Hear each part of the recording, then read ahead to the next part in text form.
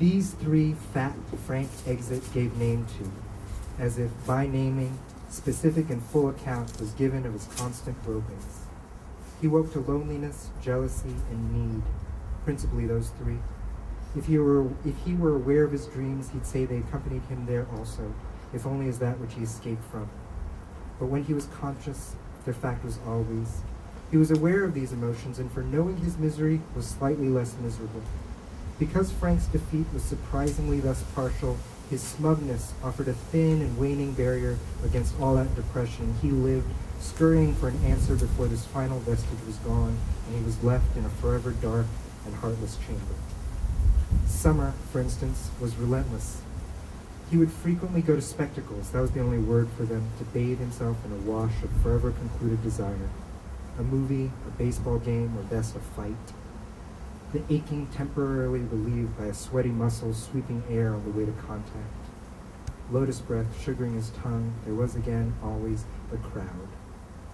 He'd sit far from the given action so that the allowance was thus greatest in scope. Too early, never bored, pathetically and visibly eager. He made sure by some miraculously present instinct for survival that his looking, his prowl, was only done away from the office. That was the extent of his shame, or the extent to which it held sway against his other desires. A concert in the park. There, a man or woman, forehead oily, eyes attractively bright, all for frank potential. Loitering outside the theater, leaning his bulk against the building, a cigarette choked upon as if to hide his fat self behind smoke, eyes watching. The exact possibility unclear, but he was sure it was in the next moment. Accident, contact, but nothing. Still he looked. The car's window rolled down. A hot breeze came across the shopping center's parking lot. For 20 minutes he sat in the heat, pooling sweat, watching the crowd come in at the end of the workday. The kids already there doing as much as he was, with much more reason. Men and women nauseatingly fresh. Clothes without wrinkles walked toward their advertised progeny. To be so confident, he thought, to be so unquestionably of, but the complications. She didn't love him, they were bored with their children, he wouldn't take his medication, he was really bankrupt, she couldn't understand why he wanted to, he didn't love him. But to Frank, this was all relative to the fact that she spoke so casually to the man in line next to her. He levered himself out of his car, backside drenched, and waddled his way to the food court. He ordered a fried wonton and a Coke, threw a penny into the indoor fountain, sat on its edge. Since there was a woman across the marble plaza, and since though her face was out of focus, he could still guess her sleeveless blouse's material, he fell in love.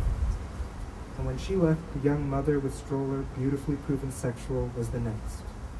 For variation, the loud voice and overheard joke was his friend to death. In plain moment, the landscape became a glossy magazine, and he dutifully and ecstatically fucked. And yet, and so, when the viewing wasn't enough, the dead void took him to deeper needs.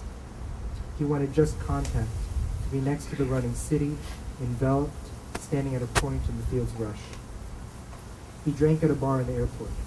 There, among the melodramas of hellos, goodbyes, and anxious lateness, he sat, not waiting, among all who most assuredly were just. He wore a moderately expensive suit and had several stories ready for the barkeep, who never asked. He told himself he went just to look, and acted, he thought to himself, to not be seen. He pantomimed a delayed businessman with casual but frequent looks at the clock. Silent sighs while tamping a cigarette. He fretted over the details of this theater of the invisible, but lied to his consciousness and sabotaged every performance.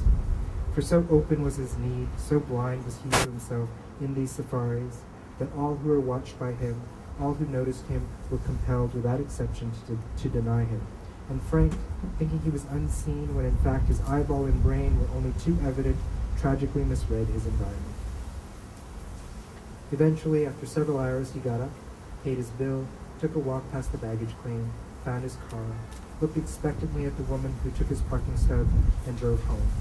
For a while before bed, he sobbed into his hands. He then fell asleep, quieted and drew. Thank you.